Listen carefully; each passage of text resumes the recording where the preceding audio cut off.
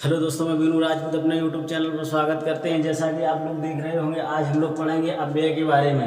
अव्यय या अव्ययकारी शब्द एक ही बात है दोस्तों। अव्यय की परिभाषा देख लेते हैं। वह शब्द जिसमें लिंग वचन कारक का कोई भी प्रभाव ना पड़े और वह मूल रूप में ही बना रहे तो उसे हम कहेंगे अव्यय। आइए देखते हैं, परिभाषा देखते हैं। अव्ययकारी शब्द यानी कि अव्यय वे शब्द जो लिंग वचन कारक आदि से प्रभावित परिवर्तित हुए बिना सदैव अपने मूल रूप में ही प्रयुक्त होते हैं, अव्यय कहलाते हैं। अव्यय एक व्यय ना होने वाला अव्ययकारी शब्द है दोस्तों। जैसे अब यहाँ पे जैसे मैंने लिख दिया कि आप पुस्तक, मैंने लिख दिया पुस्तक और एक जगह लिख दिया पुस्तकें। पुस्तकें यहाँ पे दोस्तों देखिए कि ये क्या है, एक वचन और सिर्फ एक पुस्तक की बात की जाती है, जबकि यहाँ पे पुस्तकों को हमें मालूम ही नहीं है कितनी पुस्तकें हैं। तो यानी कि ये क्या था, पुस्तक एक वचन थी और यहाँ पे क्या हो गई, बहुवचन, यानी कि जिसकी कोई हमें पता ही नहीं है कितनी यहाँ पर पुस्तकें हैं। ऐसे ही लिंग में भी होता है और कारक में भी होता है दोस्तों। आइए हम लोग देखते हैं इसे डिटेल से दोस्तों, एग्जाम्पल के द्वारा देखते हैं। इससे पहले हम लोग देख लें कि हमें दिया क्या गया है, अव्यय कितने प्रकार के होते हैं ये देख लेते हैं। अव्यय 5 प्रकार के होते हैं: क्रिया विशेषण अव्यय, संबंध बोधक, समुच्चय बोधक, विस्मयादि बोधक और निपात अव्यय। दोस्तों इसमें सबसे पहले हम देखते हैं कौन सा, क्रिया विशेषण अव्यय। दोस्तों एग्जाम्पल के द्वारा हम लोग समझेंगे तो हम बहुत अच्छे से समझ सकेंगे। तो दोस्तों यहाँ दिया गया क्रिया विशेषण अव्यय होते बहुत सारे हैं, लेकिन यहाँ पे हमने लिखे हैं दो तीन चार ऐसे करके लिख दिया एग्जाम्पल के तौर पर। जैसे यहाँ पे दिया गया है क्रिया विशेषण अव्यय, तो यहाँ पे मैंने 2 लिख दिए हैं, जैसे धीरे धीरे और तेजी से। यही ज़्यादातर पूछे जाते, जो एग्जाम में पूछे जाते हैं अक्सर वो उन्हीं को मैंने लिया है। तो यहाँ पे देखें, राम, सबसे पहले वाक्य के द्वारा हम समझते हैं, राम धीरे धीरे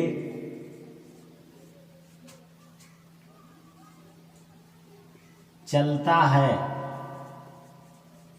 दोस्तों अब देखें अव्ययकारी शब्द, यानी कि इसमें पहले से ही हमें दे दिया गया, क्या हमें ढूंढना है, क्रिया विशेषण,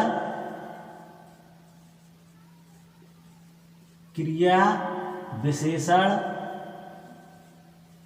अव्यय, यानी कि क्रिया की विशेषता। क्रिया, राम क्या है, संज्ञा। क्रिया क्या है,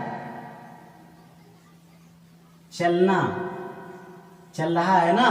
तो यहाँ पे क्रिया क्या हुई, चलना, तो ये क्या हुई, क्रिया। क्रिया हुई क्या, चलना। संज्ञा क्या हुई, राम। अभी वही तो यहाँ पे दिया गया क्रिया विशेषण अव्यय, यानी कि क्रिया की जो विशेषता बताए वह अव्यय बताइए जो क्रिया की विशेषता बताए। अब अव्यय होता क्या ये हमें मालूम होना चाहिए। हम लोग पढ़ रहे हैं अव्यय वह शब्द होता है जो अव्ययकारी शब्द होता है, जिसका कोई विकार ना हो सके। जैसे यहाँ पे दिया गया धीरे धीरे। अब दोस्तों ये बताइए धीरे धीरे का हम क्या विकार करेंगे, इसमें कुछ धीरे धीरे को कुछ और इसमें परिवर्तन, मात्रा आत्रा कुछ चढ़ा के कुछ परिवर्तन कर सकते हैं, वो धीरे के धीरे ही रहेगा।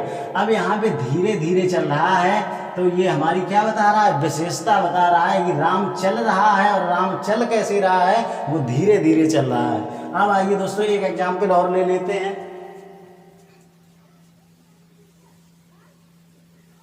एक एग्जाम्पल लेते हैं और उसमें हम क्या देखते हैं, देखें तो ध्यान से। दिया गया है घोड़ा, घोड़ा तेजी से दौड़ता, तेजी से दौड़ता है। तो देखें यहाँ पे घोड़ा है, वो क्या कर रहा है, दौड़ रहा है। और विशेषता क्या बता रहा है कि वो कैसे दौड़ रहा है, तेजी से दौड़ रहा है। दोस्तों इसे हम ऐसे भी लिख सकते हैं कि तेज दौड़ रहा है। अब दोस्तों ये कहेंगे कि ये तेज और तेजी में यहाँ पे मात्रा का डिफरेंस है। अगर तेज दौड़ेगा तो भी वही चीज है और तेज दौड़ेगा तो भी वही चीज है। तो यानी कि ये कौन सा अव्यय है, अव्ययकारी अव्यय है। यानी कि इसे हम कहेंगे अव्ययकारी कहें तो भी वही बात है और अव्यय कहें तो भी वही बात है। अब ये क्रिया विशेषण अव्यय है, यानी कि क्रिया बता रहा है वो किसकी, घोड़ा दौड़ने की। वो किस प्रकार से दौड़ रहा है, धीमे दौड़ रहा है या तेजी दौड़ रहा है या खड़ा है, क्या कर रहा है। तो यहाँ पे क्या कर रहा है, घोड़ा तेजी से दौड़ रहा है। दोस्तों आशा करता हूँ आप लोगों को इतनी बात समझ में आ गई होगी। दोस्तों अब देखते हैं अगला। दोस्तों जैसे कि अगला दिया गया है संबंध बोधक अगला दिया गया संबंध बोधक अव्यय। दोस्तों संबंध बोधक अव्यय क्या होता है? संबंध बोधक अव्यय होता है जो संज्ञा, कोई भी संज्ञा है और संज्ञा के बाद में प्रयोग किया जाता है जिसके द्वारा हमें अगले शब्द या व्यक्ति किसी के बीच में क्या होता है? संबंध स्थापित करता है, उसे हम क्या कहेंगे?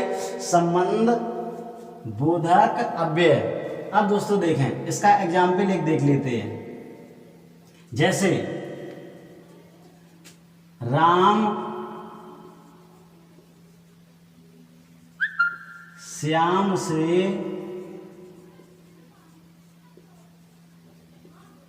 छोटा है। राम श्याम से छोटा है। अब दोस्तों यहां पे देखें, राम है और किसके बीच? राम और श्याम के बीच में जो संबंध स्थापित कर रहा है। अब अगर यहाँ से हम ऐसे लिख दें राम श्याम छोटा है, तो दोनों हो गए छोटे। राम श्याम छोटा, किससे छोटा? तो ये क्या स्थापित कर रहा है? से राम श्याम से छोटा है। तो यहाँ पे कौन स्थापित कर रहा है? संबंध से स्थापित कर रहा है। दोस्तों अब आइए इसमें से एक हम ले लेते हैं, यहाँ से इसी में से एग्जाम्पल को बताते हैं। जैसे राम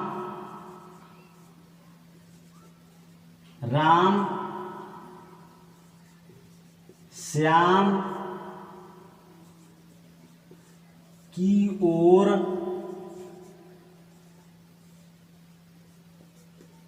दौड़ता है। आशा करता हूं दोस्तों समझ में आ गया होगा। यानी कि राम है, राम और श्याम के बीच में संबंध क्या स्थापित कर रहा है? की ओर दौड़ रहा है। तो यहाँ पे क्या आया शब्द? ओर दौड़ रहा है। तो राम श्याम की ओर, इनके बीच में संबंध बता रहा है कौन? ओर दौड़ रहा है, की ओर दौड़ रहा है। दोस्तों एक और एग्जाम्पल देख लेते हैं इसमें।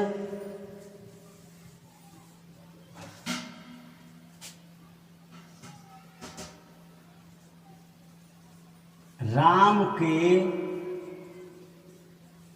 निकट सीता है। दोस्तों राम के निकट कौन है? राम के निकट कौन है? सीता। राम और सीता के बीच में संबंध कौन स्थापित कर रहा है? अब दोस्तों इस निकट को हम अगर परिवर्तित करें तो हम क्या कर सकते हैं? कुछ नहीं कर सकते। ये अविकारी यानी ये अव्यय शब्द है। दोस्तों आशा करता हूँ ये भी आप लोगों को समझ में आ गया होगा। अब देखते हैं अगला दिया गया है समुच्चय बोधक। समुच्चय बोधक अव्यय होता है जो दो वाक्यों को जोड़ दे। यानी कि अगर यहाँ पर हम उस समुच्चय बोधक शब्द को लगा देंगे, इसे ताकि और किंतु, ताकि और किंतु को अगर लगा देंगे तो एक वाक्य इधर हो जाएगा और एक वाक्य उधर हो जाएगा। जैसे मान लीजिए एक मैं वाक्य लिखता हूँ, उसके द्वारा समझिए। जैसे राम घर जा रहा था और श्याम ने पकड़ लिया।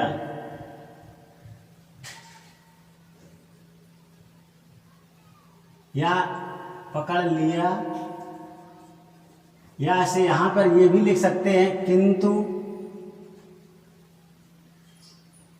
किसने?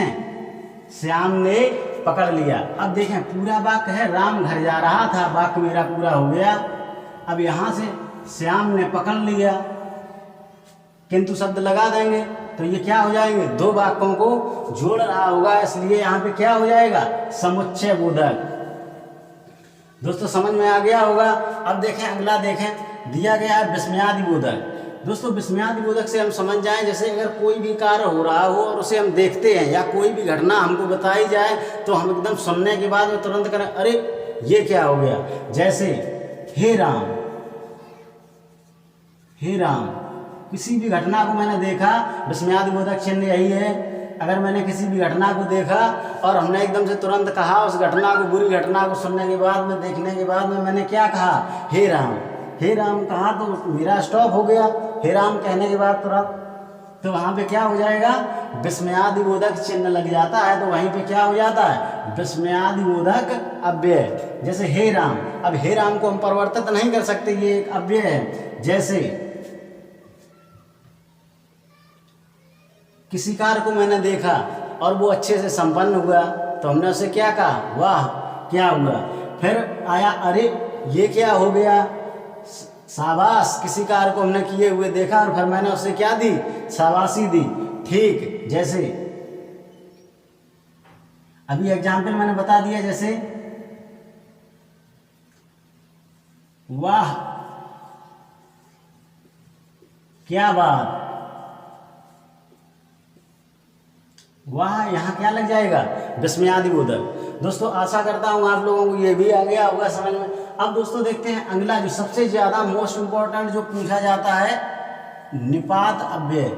अब ये निपात अव्यय है क्या, ये जो है यहाँ से निपात अव्यय, ये क्वेश्चन में सिर्फ निपात ही पूछ लिया जाता है, कभी कभी पूछ लिया जाता है निपात शब्द ढूंढिए। निपात शब्द हमको छांटना होता है, एक वाक्य लिखा होगा और उसमें पूछ देगा निपात शब्द। अब दोस्तों निपात होता क्या है, निपात शब्द, निपात शब्द वह शब्द होता है जो किसी भी कार्य करने के लिए या कोई भी चीज मना की जाए या कुछ भी करने के लिए कहा जाए और उस कार्य को करने के लिए जोर डाले कि नहीं ये कार्य तुमको करना ही है। जैसे लास्ट पांचवा हम देखते हैं, जैसे यह कार्य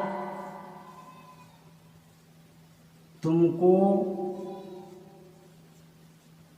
करना है, ये एक साधारण वाक्य है और इस वाक्य में हमको क्या लगाना है, निपात शब्द। निपात शब्द अव्यय, जो क्या होगा, अव्यय। यह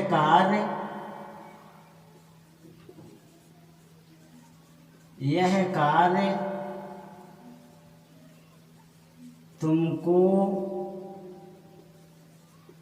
तुमको ही करना है। दोस्तों देखें वाक्य मेरा साधारण क्या था, यह कार्य तुमको ही करना है। अब यहाँ पे क्या हो गया, यह कार्य तुमको ही करना है, यहाँ पे क्या लग गया, ही लग गया, जबकि साधारण वाक्य क्या था, यह कार्य तुमको करना है। और जहाँ पे ये जोर डालने लग जाए, कोई शब्द लगा हो जो जोर डाल रहा हो किसी शब्द पर, तो वो क्या कहलाएगा, निपात शब्द। जैसे तुमको घर जाना था, इसी साधारण वाक्य को हम निपात शब्द में लगाते हैं, तुमको भी घर जाना था। अब यहां से समझ गए होंगे आप लोग, यहाँ भी ये जोर जो डाल रहा है, घर तो जाना था इसमें भी कह रहा है और घर जाना इसमें भी कह रहा है, लेकिन यहाँ पे क्या कर रहा है, ये जोर लगा रहा है कि नहीं तो तुमको तो जाना ही था। तो दोस्तों आशा करता हूँ आप लोगों को ये पूरा वीडियो समझ में आ गया होगा अव्यय के बारे में। दोस्तों ऐसे ही वीडियो देखने के लिए चैनल पर बने रहिए, चैनल को सब्सक्राइब कर लीजिए और लाइक कर दीजिए, दोस्तों के साथ ज़्यादा से ज़्यादा शेयर कीजिए।